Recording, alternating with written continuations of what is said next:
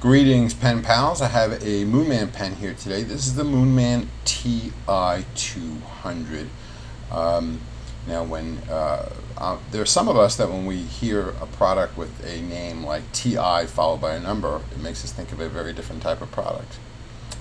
But nevertheless, this is what Moonman has called this pen. I suspect they use the TI prefix to at least imply that this pen is made out of titanium. I don't believe it is. I'm pretty sure this is stainless steel, but it is a pretty nice pen, notwithstanding any confusion at all over the materials.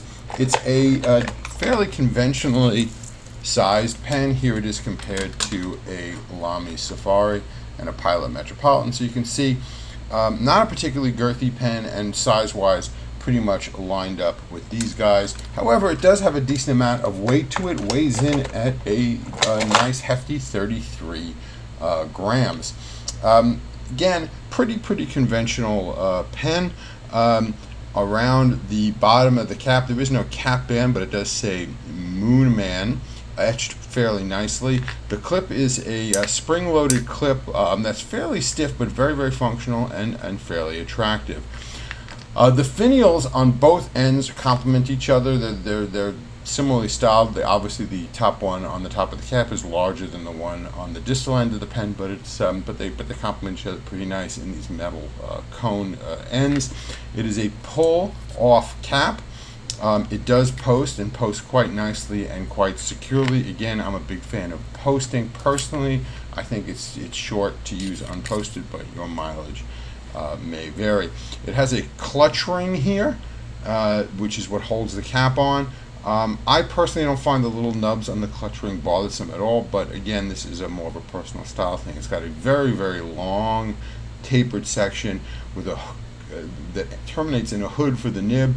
The hood comes all the way practically to the tippy tip of the nib, and again, very nicely styled. So it gives you a lot of options for where to hold it. I will caution, there are some people that if in the absence of any kind of a lip or anything like that on the end of the section, their finger tends to wander and sometimes go right into the nib. And so this type of sort of continuous smooth section with no lip or break or edge or anything sometimes is troublesome for people who have sort of that wandering finger effect.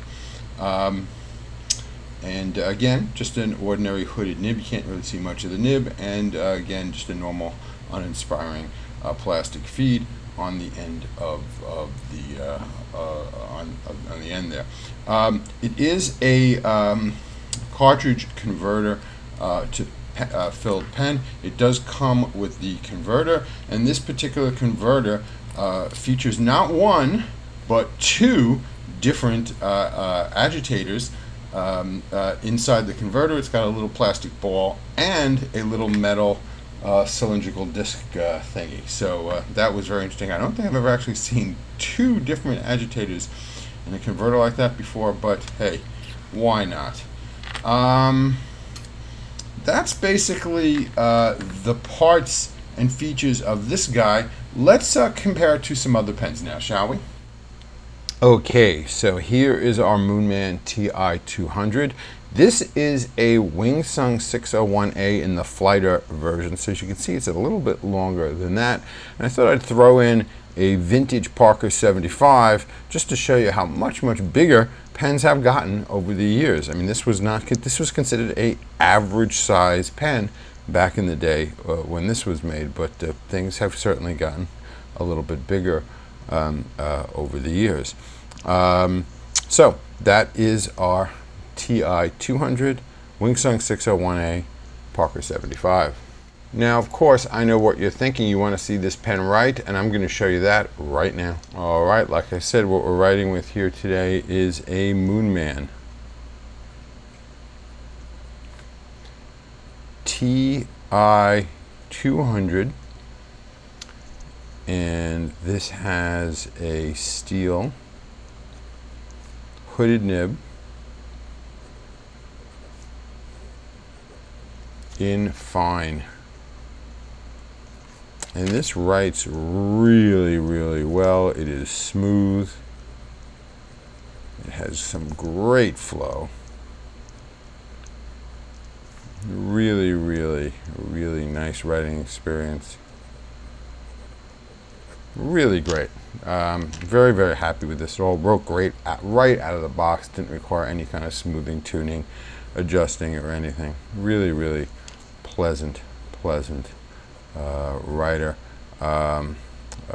This is a pen I'm really enjoying a lot. It's got a great feel in the hand. Like I said, it's got a little bit of heft to it at 33 grams. So even though it's a thin pen and a fairly conventionally sized pen, it feels substantial in your hand when you're writing with it, which I do kind of like. So that is pretty nice. You know what would also be pretty nice? If you folks could all please like, comment, share, and subscribe. That would all be very much appreciated by me. Well, that's about all I have to say about this particular pen. Again, nice pen, fairly basic, simple looking pen. Again, it's in this sort of, I think, brushed stainless steel material. I do not think this is titanium, but it is nice. I mean, they did a very nice job with it. The build quality is excellent, etc. So again, no complaints there at all. One thing, when you do dip the pen, because this sort of matte brush finish nature of the stainless steel, it's sometimes the tip here where you dip it, the ink kind of almost like, I don't want to say stains, but it's a little tricky sometimes to get the ink residue off the end of the section. As you can probably see, I have a little bit of ink residue still on there, so there is that. But I mean, that's, if you really want to take the time to kind of carefully wipe that off, that would work probably as well. Again, there we go, Moonman Ti-200. That's about it for this pen. Let's talk about this ink now for a minute, shall we? Okay, folks, this ink is from Diamine, and this is called Communication Breakdown.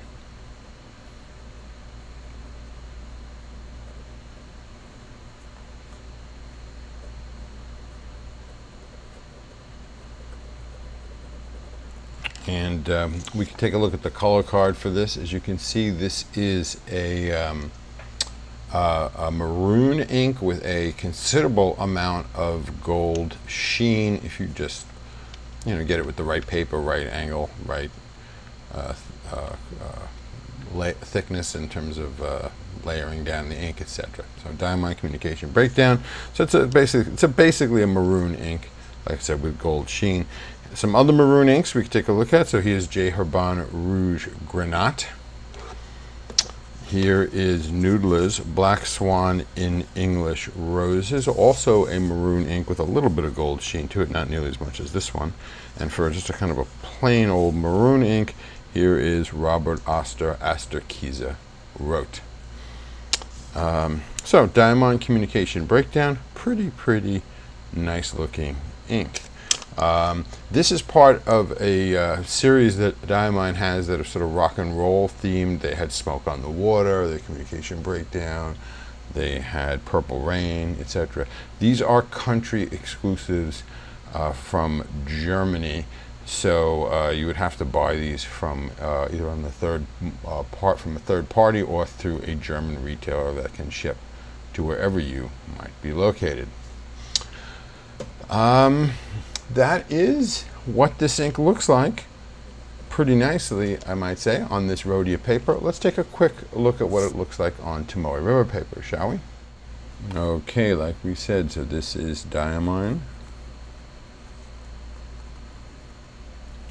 Communication Breakdown.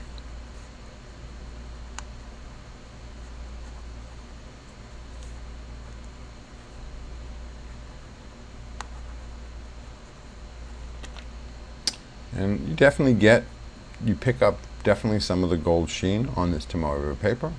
Looks quite nice. Again, nice ink, lays down well. Good ink, good pen today. I think we had 2 winners today, that is for sure. I certainly hope you enjoyed watching this video, because I sure enjoyed making it for you folks.